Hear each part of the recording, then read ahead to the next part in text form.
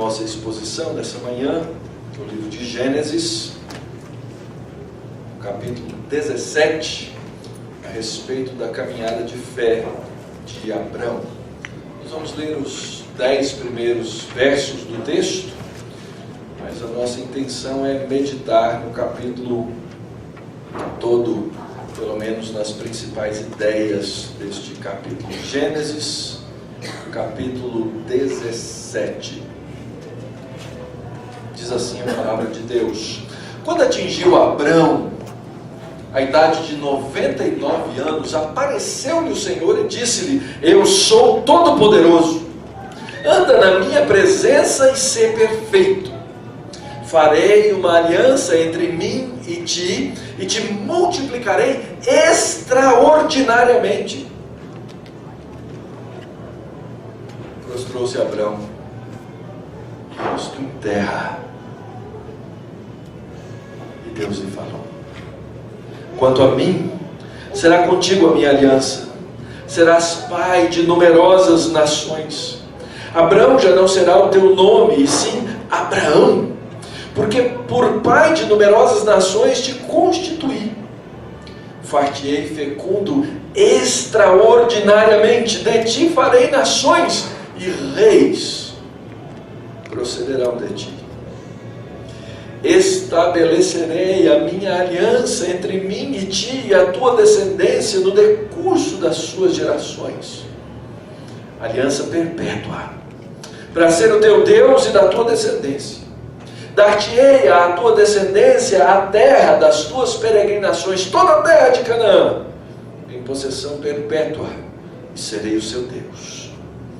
Disse mais Deus a Abraão: guardarás a minha aliança, tu e a tua descendência, no decurso das suas gerações. Essa é a minha aliança que guardareis entre mim e vós e a tua descendência. Todo macho entre vós será circuncidado. Vamos orar. Pai, agora diante da palavra, do texto, nós rogamos, ó Deus, ouvir tua voz. Iluminados pelo teu Espírito Santo, possamos entender a tua vontade e possamos, ó Deus, aprender com a caminhada de fé do nosso irmão Abraão a verdade a respeito do Senhor, da tua bondade, das tuas maravilhas, ó Pai. Guarda-nos na tua presença, que as palavras dos meus lábios e o meditar do meu coração sejam agradáveis na tua presença, Senhor meu, rocha minha, Redentor meu. Amém.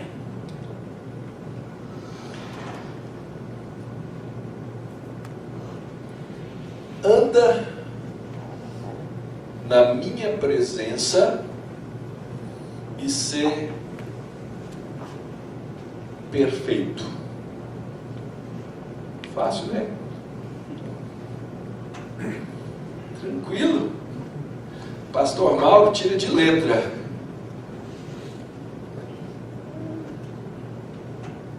A exigência da graça de Deus é tão maravilhosa que Deus, para nos receber na sua graça, Ele não diminui o seu padrão. Sabe por quê? Porque Deus é perfeito. Porque Deus é bom. Ele então quer constituir para si filhos que representem de maneira ampla, de maneira perfeita, aquilo que Ele é. Nós fomos criados à imagem e semelhança de quem? De Deus. E nós devemos representá-lo. A grande questão, a grande dificuldade é que nós, pela nossa própria rebeldia, nos recusamos a crer na graça e tentamos, às vezes, viver dessa maneira diante de Deus, achando que em nós há capacidade moral suficiente, bondade moral suficiente para viver diante de Deus. Como eu falei há pouco, na comparação, como é que você compara o cristianismo com outras religiões e com, por exemplo, o islamismo, que é uma coisa que está tão na moda? Do islamismo, o homem nasce bom. nasce perfeito. E se ele cumprir as regras, ele chega lá e recebe o seu paraíso, as suas virgens e etc. e tal. Mas há uma presunção de bondade no homem. Não há como pensar dessa maneira, principalmente vendo o que acontece. A crueldade que é possível de se fazer no nome de uma religião que presume que o homem é bom.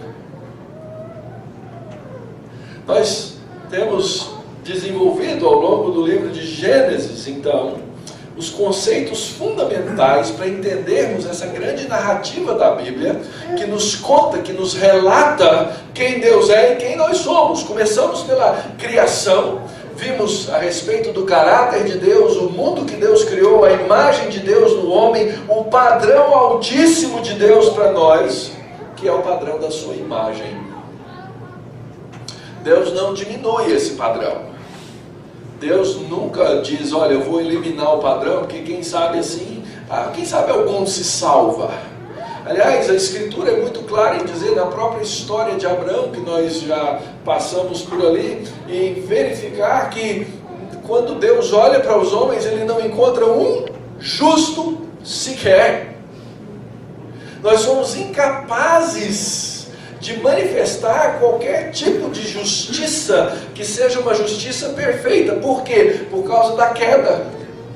Essa queda, ela se estendeu para todas as áreas do mundo criado, a começar daquele que Deus colocou diante da criação como responsável por ela. Então nós, homens, rebelados contra Deus, nós perdemos a condição de agradar a Deus. Nós entramos nesse processo dos mecanismos da queda que envolvem o engano dos outros e o nosso auto-engano. Então nós vivemos nos enganando mesmo. Nós somos bons nisso. Nós caminhamos nesse processo de achar que podemos ser semelhantes a Deus, sempre nos comparando com os outros. Se você é casado, você sabe disso. Quem é melhor na sua casa? Você ou seu cônjuge? Quem é? Externamente, a gente quer dizer assim, não, meu cônjuge é muito melhor do que eu.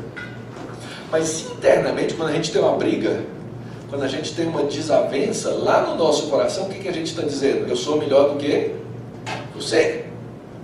Isso acontece em todas as nossas relações, em todos os nossos relacionamentos. Isso acontece no nosso relacionamento com Deus. Quando a gente resolve pecar, é a mesma coisa que a gente tivesse aí fazendo a seguinte declaração: Deus, eu sei mais e melhor do que o Senhor a respeito da minha vida, então me deixa viver. Eu resolvi pecar. O pecado é a minha solução. Esse é o nível da queda, da rebeldia, dos mecanismos. Ora, as consequências são imensas, extensas, elas abrangem toda a nossa existência, inclusive o mundo que agora está caído. E é nesse mundo, então, que Deus manifesta a sua graça e a sua redenção. O reconhecimento da graça, nós vamos caminhando, capítulo a capítulo aqui de Gênesis, observando que a primeira coisa que o homem precisa fazer é de fato reconhecer o seu estado. Enquanto o homem não reconhece o seu estado de queda, ele não consegue caminhar diante de Deus, porque ele continua dizendo, eu sou melhor do que Deus, ou pelo menos igual a ele, que foi a proposta da serpente. Mas nós vimos que Deus então estabelece um processo de redenção.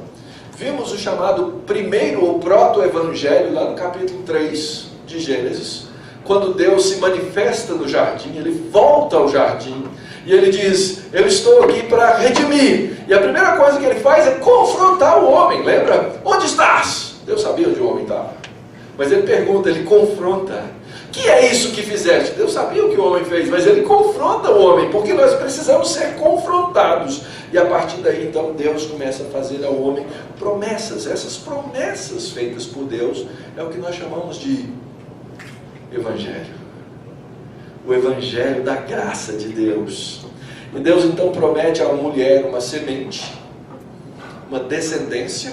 A mulher já devia ter pensado: perdi a bênção. Lembra qual foi a primeira bênção? Sede fecundos. E Deus ouve então, a mulher ouve então Deus falando com a serpente, dizendo que ela, a mulher, teria descendência. Ela fala: opa, peraí, as coisas já estão melhorando para o meu lado.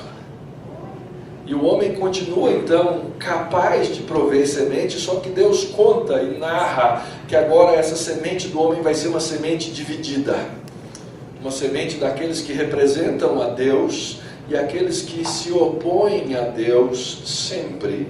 E aí a gente vê nas próximas narrativas do capítulo 4, 5 e 6 do livro de Gênesis que há uma continuidade desse projeto de Deus através das chamadas sementes, no qual Deus volta sempre com a sua graça e no meio da geração dos homens estabelece de novo uma continuidade das suas promessas, nas quais Deus vai estendendo, as promessas, ampliando as promessas, mostrando aonde essa história toda vai chegar. Quando a gente chega no capítulo 12 do livro de Gênesis, nós vemos então o chamado de Abrão. Abrão vivia numa terra de idolatria, morava com a sua família. Deus o chama e diz: Abrão, sai da tua terra, sai da tua parentela, vai para uma terra que eu vou te mostrar. Eu vou fazer de você um canal de bênçãos. Eu vou te abençoar para que você abençoe o mundo. E depois percalços, não sem percalços, não sem lutas. O que a gente lê na palavra é que finalmente Abrão recebe o desafio de Deus para deixar a sua parentela e ir para essa terra que Deus lhe promete. Ao longo dessa caminhada, na qual Abrão já manifestou a sua fé, ele recebe vários desafios, capítulos 13 e 14 de Gênesis, a divisão da terra com Ló, guerras, sequestros, coisas ruins, que são coisas que acontecem até hoje nos nossos dias, as mesmas maldades que o homem fez naquele tempo, continua a fazer hoje, e Deus continua cuidando, Deus continua trabalhando, Deus continua abençoando. E no final do capítulo 14 nós lemos então mais essa bênção que Deus traz por meio desse rei da paz, o Melech Tzadik, o rei justo, na qual é trazido diante de Abrão pão e vinho, e esse sacerdote do Altíssimo abençoa Abrão para que ele continue a abençoar toda a terra. No último domingo, na última exposição, nós então vimos a respeito do capítulo 15, esse momento fundamental da história, no qual nós temos a introdução de um tema teológico muito precioso. Abraão se apresenta diante de Deus e reclama com Deus: Deus, o Senhor me disse que eu ia ser uma grande nação, mas eu continuo sem filhos. E Deus diz a Abraão: Abraão, você precisa crer na minha promessa. E o verso 6 do texto do capítulo 15 diz: e Abraão creu, e isso lhe foi imputado para a justiça. E aqui então nós começamos a perceber o delineamento dessa doutrina tão preciosa por toda a Bíblia, que é a doutrina da justificação pela fé. Deus confirma a sua aliança com Abraão. Nós vimos então o final do capítulo 15, o episódio no qual Deus ordena a Abraão cortar os animais em partes. Elas são espalhadas, e aquilo era uma maneira cerimonial no Antigo Oriente Próximo de se celebrar uma aliança, celebrar um pacto. As partes que faziam o pacto passavam pelo meio dos animais, e ao passar pelo meio dos animais estavam dizendo: se eu não cumprir a minha parte do pacto, se eu não cumprir essa aliança que eu estou fazendo, aconteça comigo o que aconteceu com esses animais. Depois de feito essa cerimônia, eles faziam o quê? Churrasco. Pegavam os animais e comiam os animais. Era a parte celebrativa daquele momento. E o texto narra no final do capítulo 15 que Abrão então cai num profundo sono, e ele tem ali uma percepção, ele vê durante aquele sono profundo que uma tocha ardente passa pelo meio das partes dos animais. E aquilo representa Deus cumprindo a sua parte da aliança. A parte que o texto não diz, porque não aconteceu, é que Abrão tenha passado. E nisso nós aprendemos que a aliança de Deus, ela é soberana. Nós nem sequer precisamos, de uma certa forma, concordar com ela. Deus estabelece a sua aliança e o seu pacto. Depois ele diz, é assim que funciona. E você vai viver bem se você viver da maneira como eu te instruo, como eu te ensino. Era de se pensar então que depois de receber todas essas coisas, Abrão estivesse sólido na fé, firme na fé. Puxa vida, agora esse homem vai caminhar com uma solidez tremenda. E aí a gente chega no capítulo 16 e o autor nos apresenta uma surpresa. Ora, Sarai, mulher de Abrão, não lhe dava filhos. Puxa vida! A coisa continua. E aqui nós lemos então no capítulo 16, na verdade, é uma grande sessão que só vai terminar no capítulo 22, quando finalmente Sara concebe e dá à luz a um filho a Abrão.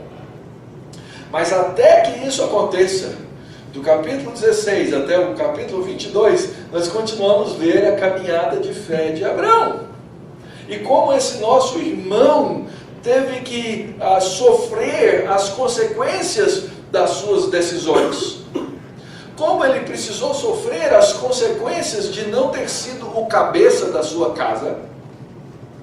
De como ele sofreu as consequências de não ter liderado as coisas como Deus lhe deu como papel. É muito interessante. Se você observar a dinâmica do capítulo 16, o texto diz assim, verso 1, ora, Sarai, mulher de Abrão, não lhe dava filhos, tendo, porém, uma serva egípcia por nome de Agar, disse Sarai a Abrão, eis que o Senhor, Jeová, me tem impedido de dar luz filhos.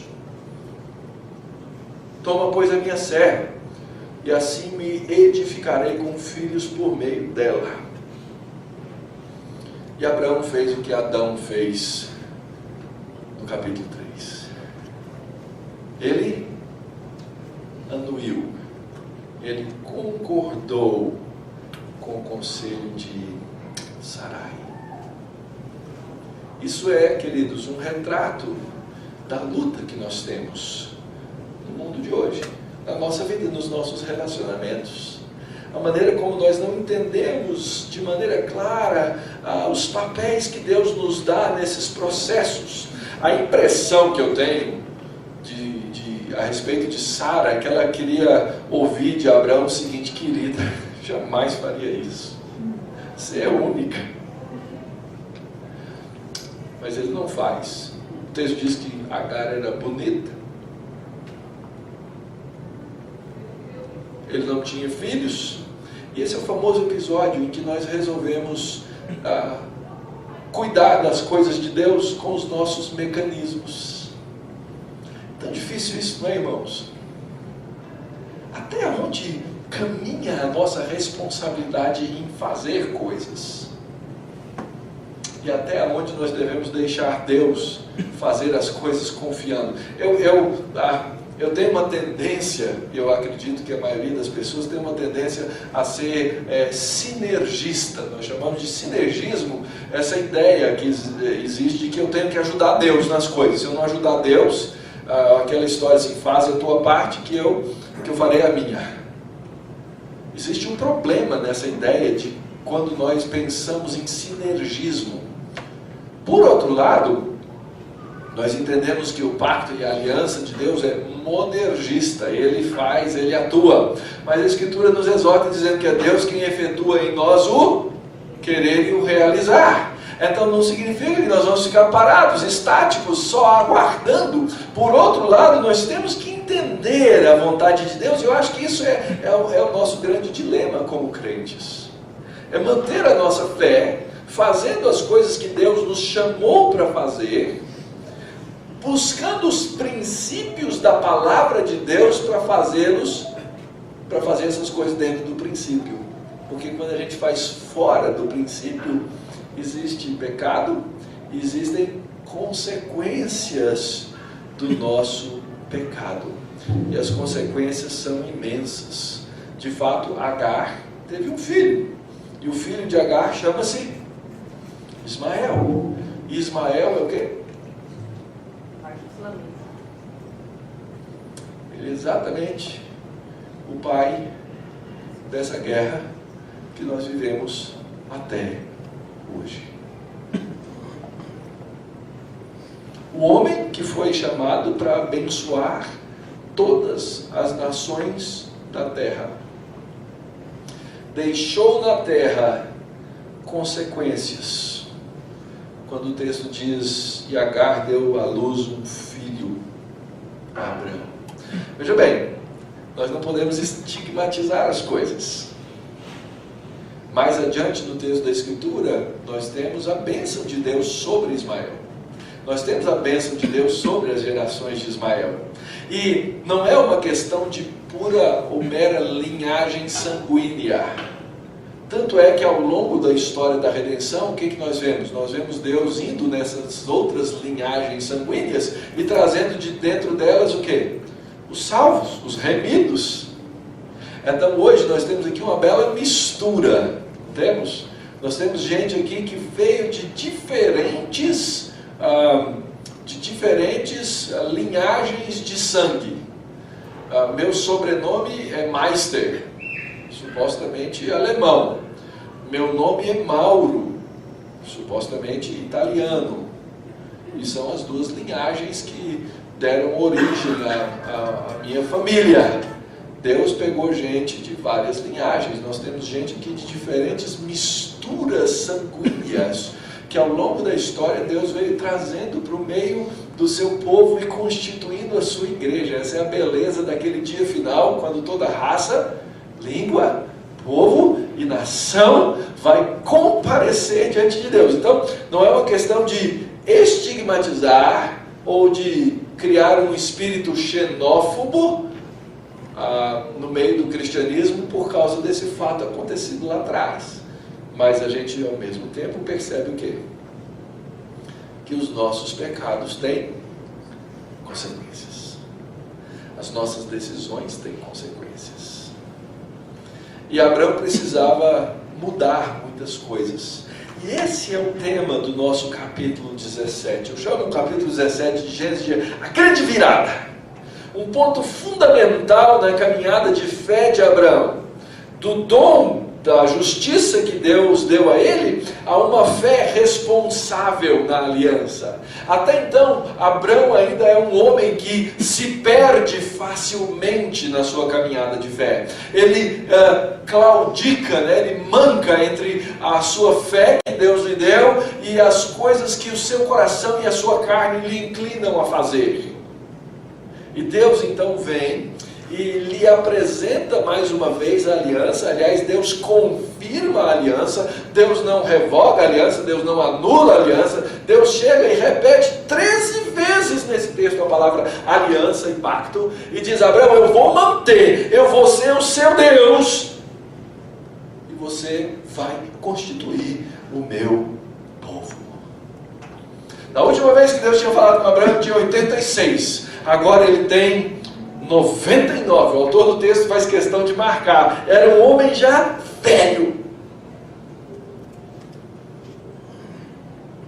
que precisou ser chamado diante de Deus para cumprir a sua responsabilidade.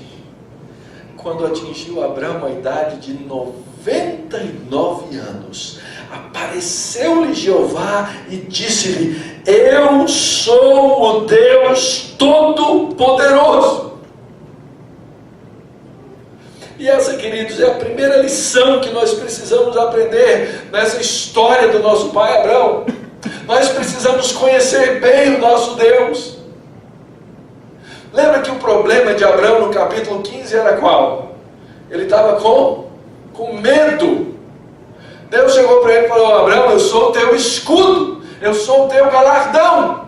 Agora Abrão já tem 89 anos e Deus chega a Abrão e diz: Abrão, você ainda não me conhece como eu preciso ser, como eu devo ser conhecido. Eu sou também El Shaddai, eu sou o Deus Todo-Poderoso. E a gente aprende aqui uma primeira lição: a idade não é documento. Lembra da frasezinha que diz: tamanho não é documento, nem idade.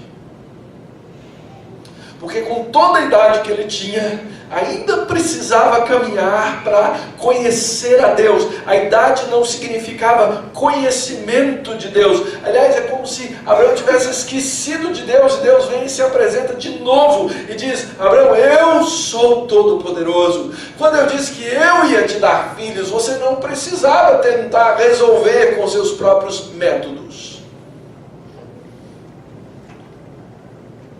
Eu resolvo as coisas. Eu sou o Deus da vida. Se eu disse, eu faço. Esse nome com o qual Deus se apresenta, o Todo-Poderoso, significa esse Deus que é o nutridor, fortalecedor, aquele único que pode satisfazer a alma nas suas carências.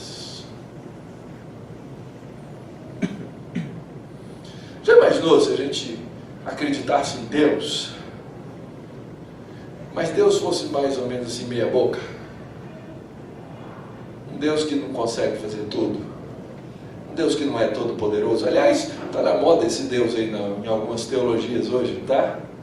Tal da teologia relacional. Não, Deus não é todo poderoso, ele só consegue, na hora que acontecer a catástrofe, vir te dar um abraço, um beijo. Pobre Deus. Deus diz: não, eu sou todo poderoso, Abraão. Você precisa aprender a confiar em mim. Você precisa aprender a viver diante de mim. Você precisa aprender a caminhar na minha presença, que é a próxima coisa que Deus vai dizer. Era necessário que esse Abrão, que Deus chamou para ser o abençoador de todas as famílias da terra, fosse descrito com o caráter desse Deus. E ele não conhecia Deus, ele pecou muitas vezes.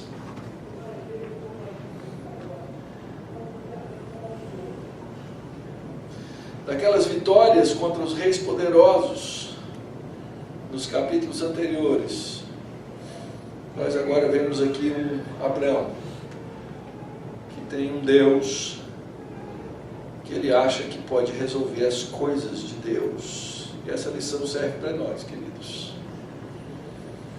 Nós somos povo de Deus. Eu acredito que grande parte do tempo nós vivemos como Abrão viveu naquele momento. Esquecemos quem Deus é.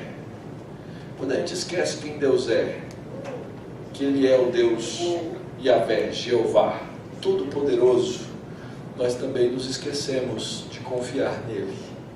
E quando nós fazemos isso, nós vamos atrás dos nossos próprios remédios, das nossas próprias soluções, das nossas próprias maneiras de fazer. Esse Deus Todo-Poderoso é capaz de fazer com que a mulher estéril dê a luz. Essa é a mensagem do texto. Sabe por quê? Porque desde o começo ele diz que ele é o Deus da vida. Ele é quem faz essas coisas todas. E ele nos chama para confiar nele, e confiando nele, andar na sua presença, numa vida que busca o caráter da perfeição de Deus. Essa é a demanda de Deus para aqueles que foram justificados como Abrão.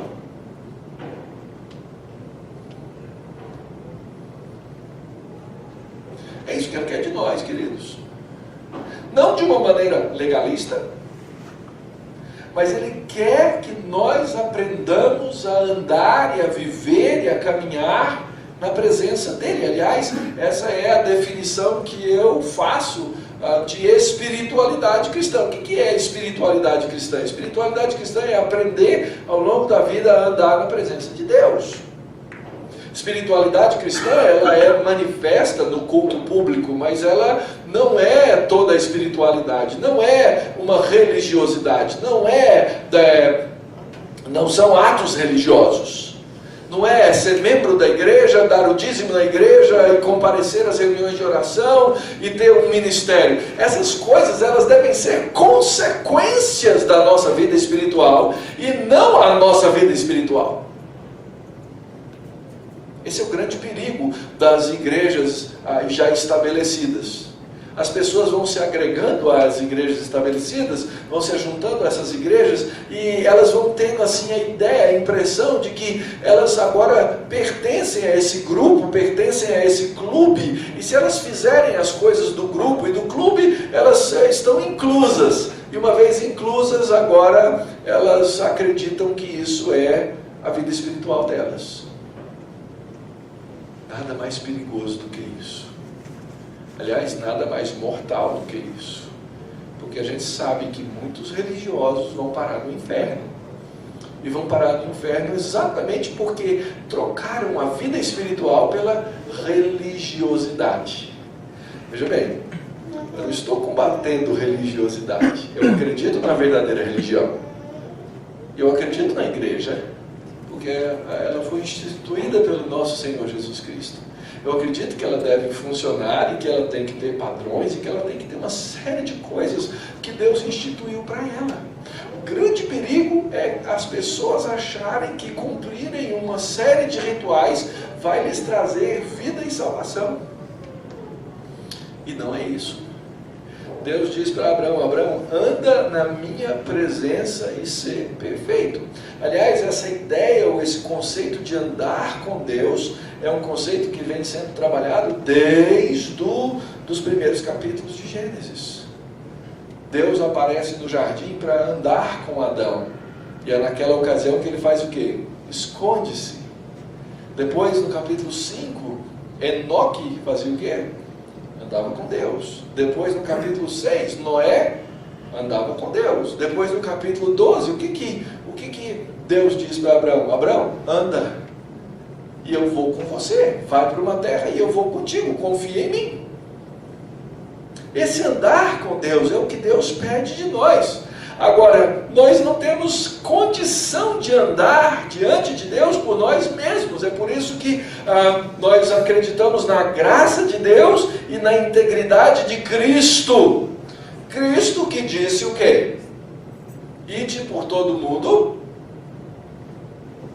vão pregar o Evangelho, ensinar o Evangelho, fazer discípulos, e eu vou fazer o quê? Eu vou estar com vocês andando também. Essa é a essência da espiritualidade da Escritura. Nós temos que andar na força e no poder de Cristo, voltando sempre para eles, buscando uma vida de santidade. Essa é a ideia, anda na minha presença e ser perfeito. Aliás, essa expressão, ela foi encontrada na graça de Noé, lembra? Noé encontrou graça diante de Deus.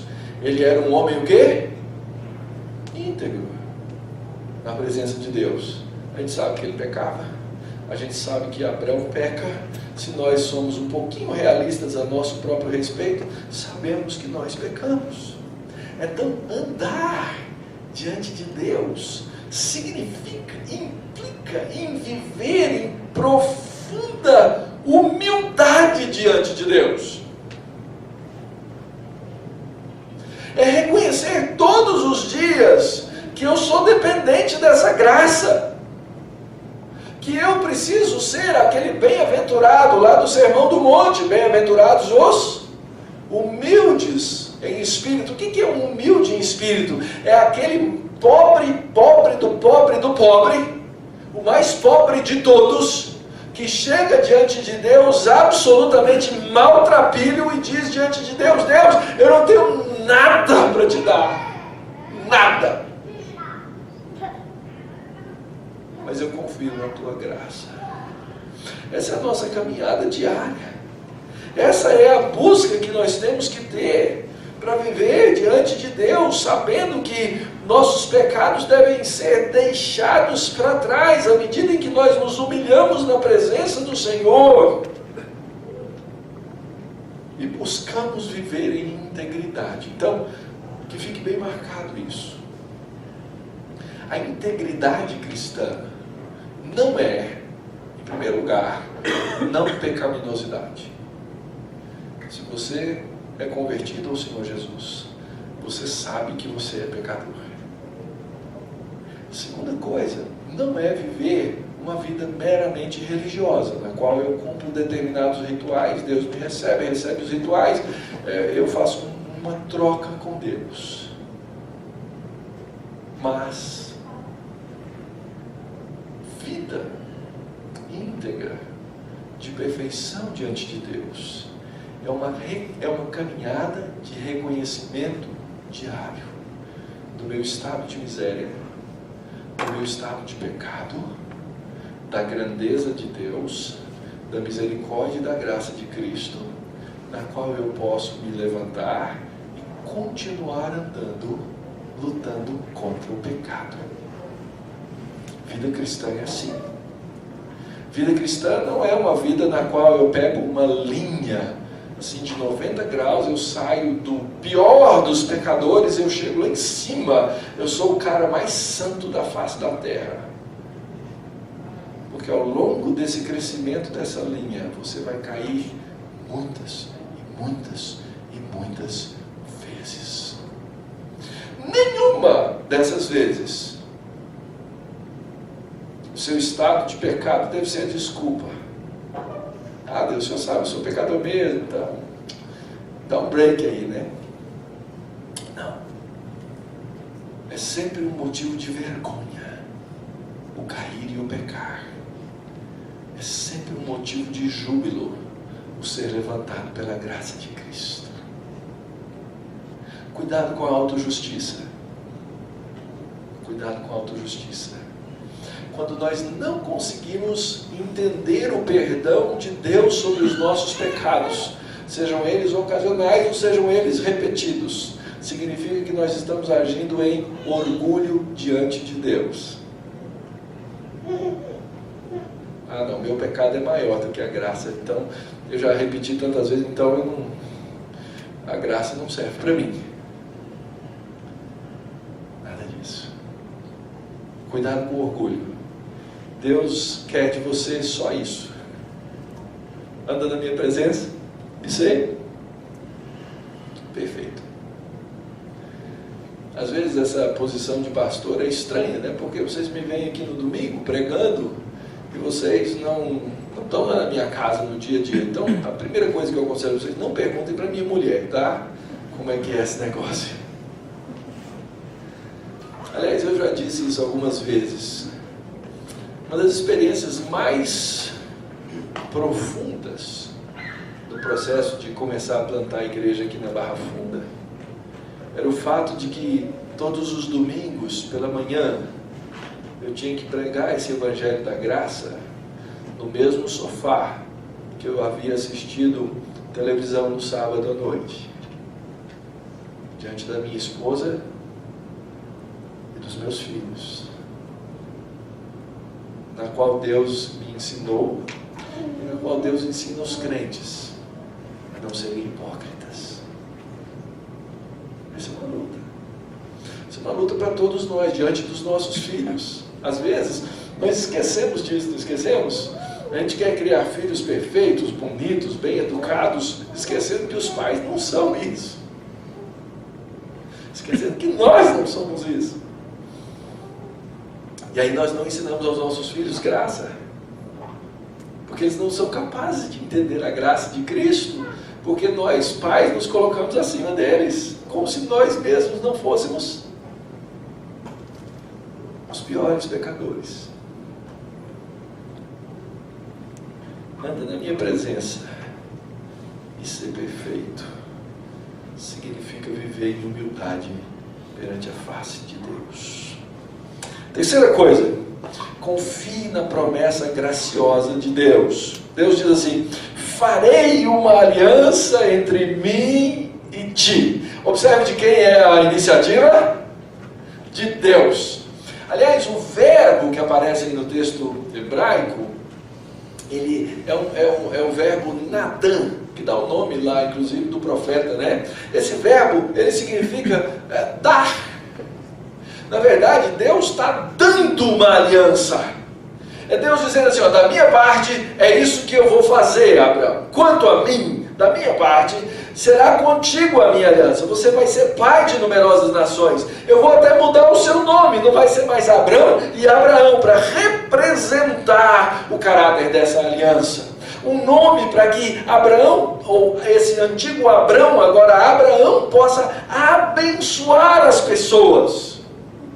Deus chama a gente para abençoar os outros.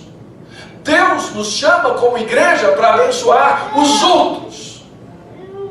Enquanto o cristão não entende essa realidade, assim como Abraão precisava entender essa realidade, ele não vive um cristianismo pleno. É esse cristianismo que a gente tem aí, das pessoas buscando bênção de Deus. Deus, eu quero tua bênção, eu quero carro novo, eu quero casa nova, eu quero X, Y, Z, eu quero as coisas de Deus. Mas o chamado de Deus, essencialmente, é um chamado para nós abençoarmos pessoas, para nós abençoarmos famílias, para nós abençoarmos cidades, para nós abençoarmos estados, para nós abençoarmos nações, para nós abençoarmos a terra. É para isso que Deus te chamou. É para isso que a sua presença lá no seu trabalho, lá na sua escola, lá nos lugares onde você exerce influência, chegue nos outros e abençoe a vida dos outros. Lembra da história que estudamos lá de Babel? Os homens queriam fazer o quê? O seu próprio nome, um grande nome.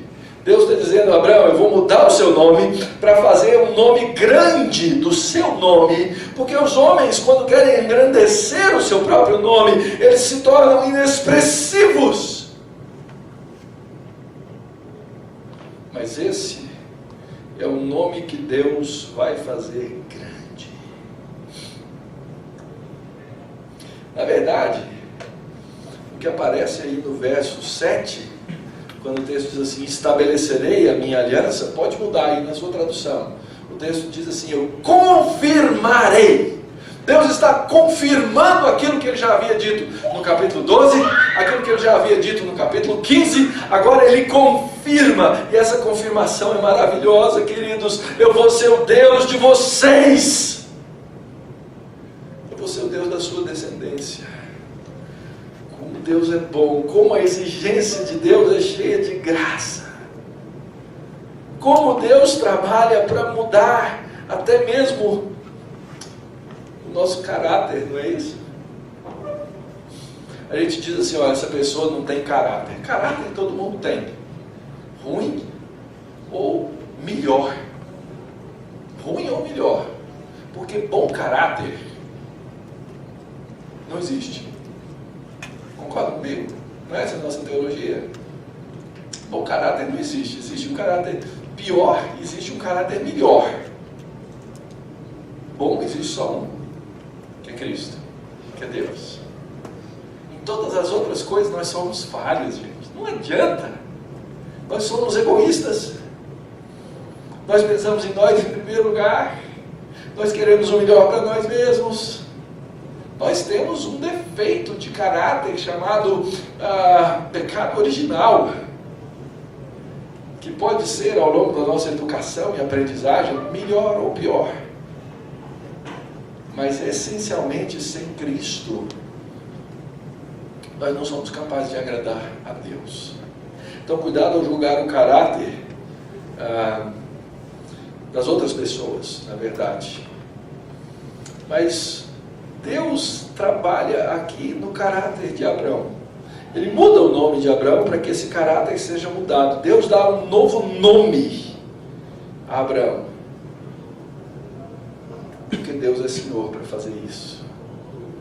Até as falhas de caráter que nós temos,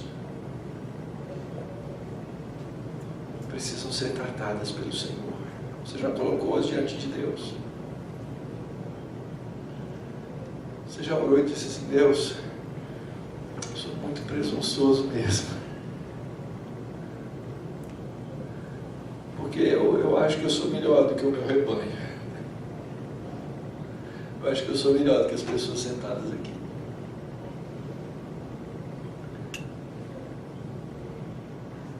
Nós temos que colocar diante do Senhor, queridos, a nossa tendência de autojustiça e aprender a confiar na promessa graciosa de Deus. Quando nós aprendemos essas três coisas, lembram? Conhecer bem a Deus. Depois, buscar andar em humildade na presença de Deus. Terceiro, aprender a confiar na promessa graciosa de Deus. Só aí é que nós vamos aprender a viver em obediência. Antes dessas coisas, a nossa obediência vai ser pura e meramente carnal, sem reais frutos de justiça. Deus diz assim: essa é a minha aliança que guardareis entre mim e vós e a tua descendência. Todo macho entre vós será circuncidado. Circuncisão era um procedimento religioso. A maioria das religiões, ou muitas religiões, praticavam a circuncisão, de diferentes tipos, inclusive de circuncisão. Quase sempre a circuncisão era praticada nas religiões como uma forma de upgrade. Ela era feita quando uma criança se tornava homem. É muito comum isso, inclusive até hoje, em várias religiões da África. A circuncisão ser tratada tardiamente. Deus dá um twist na história. Deus dá um golpe nas religiões. Ele fala assim: nada disso. É por graça. E Deus institui a circuncisão para o seu povo ao 8º dia, mostrando algumas coisas fantásticas, algumas coisas tremendas a respeito do seu processo, ou do seu projeto de abençoar pessoas. Em primeiro lugar, ele mostra que está trabalhando agora não com indivíduos, mas que ele é um Deus de famílias. Eu serei o povo, eu serei o Deus, e vocês vão ser o meu povo, você e os meus descendentes. E ele diz que essa marca deveria ser feita no órgão reprodutor masculino. Corte da carne do prepúcio do homem. Isso tem um significado teológico de diferentes naturezas. Primeira coisa, Deus trabalha com semente. Deus não vem dizendo o tempo inteiro que Ele vai abençoar as famílias, que Ele vai abençoar as nações, que Ele vai abençoar a semente. Então esse ato simbólico religioso, em primeiro lugar, demonstra que Ele vai abençoar gerações. Segunda coisa, significa um ato de limpeza. É a chamada remoção do opróbrio, da vergonha. Essa é a ideia que existe aqui. Esse conceito vai aparecer lá no livro de Josué, no capítulo 24. A maneira como Deus deixa para trás, essa é a ideia da circuncisão. E aqui então Deus começa a nos mostrar que na verdade Ele quer trabalhar a obediência do coração. E que essa obediência do coração, ela precisa ser manifestada em atos externos. Então esse homem que agora vai viver em humildade diante de Deus, ele é externamente marcado por uma aliança graciosa que vai demonstrar a bênção de Deus sobre essa vida, sobre essa pessoa, sobre essa casa, sobre essa família. Essa é a ideia básica que nós temos na linha reformada, aliancista, de batizar os nossos filhos. Pela graça, nós entendemos que Deus nos inclui na aliança. E nós aguardamos o tempo em que eles vão manifestar a realidade disso ou não. Mas é por isso que a gente batiza crianças. Deus, então, agora exige um sinal de obediência. Verso 11: circuncidareis a carne do vosso prepúcio. Será isso por sinal de aliança entre mim e vós. O que tem 8 dias será circuncidado entre vós, todo macho nas vossas gerações, o escravo, e assim por diante. Com efeito, verso 13, será circuncidado o nascido em tua casa, e o comprado por teu dinheiro. Os escravos são incluídos na aliança. Verso 14: o incircunciso que não for circuncidado na carne, essa vida será eliminada do seu povo, porque quebra a aliança. Deus não diminui o padrão. Do verso 15 até o verso 22, Deus agora vai trabalhar no caráter de Sara. Então agora essa mulher será trabalhada pelo Senhor. Deus muda de Sarai para Sara. E a gente vê que ainda existe um elemento de desconfiança com submissão. É quando aparece a ideia de que, a verso 17, tanto de Abraão como Sara, eles riem. Eles duvidam.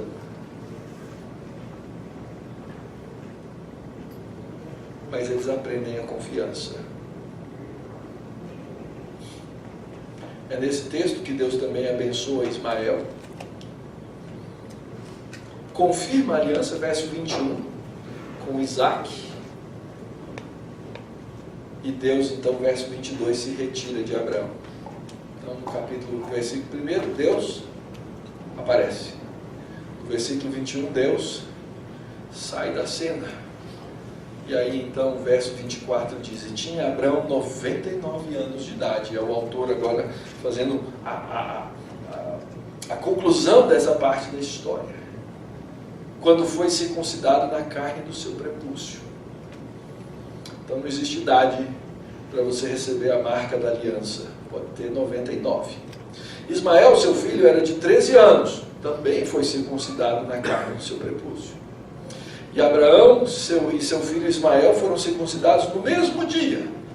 E também foram circuncidados todos os homens comprados da sua casa, tanto os escravos nascidos nela, como os comprados por dinheiro ao estrangeiro. E aí então nós vemos a obediência culminando da fé. Toda obediência que não é resultado de fé é carnal. Toda obediência que é resultado de fé é abençoadora. Nós vemos aqui então, em primeiro lugar, a expansão da aliança. Agora, a aliança de Deus que vem sendo revelada ao longo da história, ela se expande. Deus diz que vai abençoar de todas as famílias, de todas as sementes. Ele faz questão de enfatizar o elemento fé nesse processo. Deus é o único que pode satisfazer as provisões da aliança. Então cabe a nós, seu povo, crer nele. Deus estabelece o sinal da aliança, que na nossa compreensão teológica presbiteriana envolve a ideia de que hoje nós temos 2 sacramentos, e esses 2 sacramentos são sacramentos que têm uma história veterotestamentária. Então, a Páscoa do Antigo Testamento é a nossa ceia, e o batismo é a circuncisão que começou em Abraão. Circuncisão e batismo agora são, na nossa teologia aqui, compreendidos como um sinal de continuidade, com elementos, obviamente, não perfeitos de continuidade.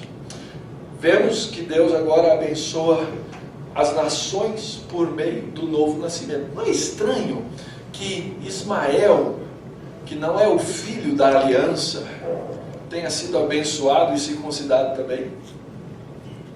Porque o plano de Deus não é abençoar um DNA ou uma linha de sangue. O plano de Deus é abençoar todas as famílias da terra. E por último, o texto diz assim: reis procederão de ti. E no meio dos reis, há um que é o rei dos reis. Que tremenda história, queridos. Que tremenda aliança. Um rei que foi circuncidado ao 8º dia. Um rei que foi levado ao templo para ser dedicado como primogênito. Um rei que morreu. Um rei que ressuscitou. A história da redenção é linda. Ela é um grande chamado.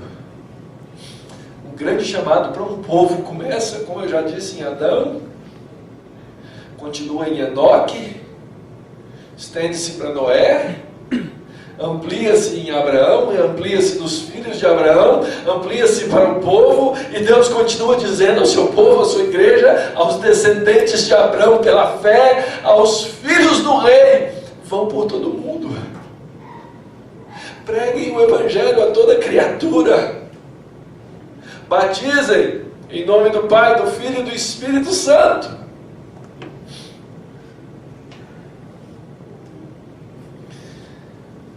E a nossa grande falha, queridos, como igreja, quando nós deixamos de cumprir a nossa missão, é quando nós colocamos toda essa história à parte de nós, como se essa não fosse a nossa história. Sabe o que você está fazendo aqui hoje?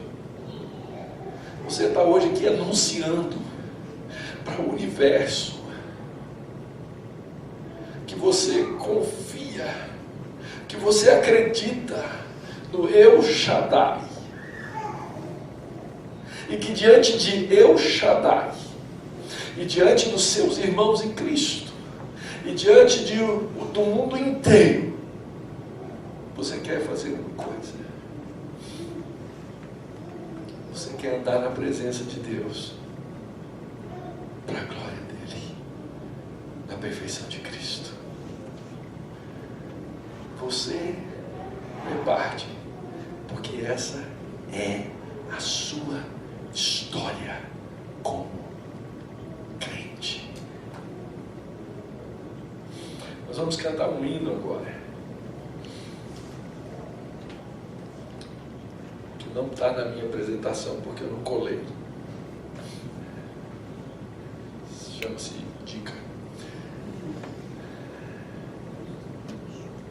que é o Deus dos antigos. Mas eu queria que você cantasse esse hino hoje diferente.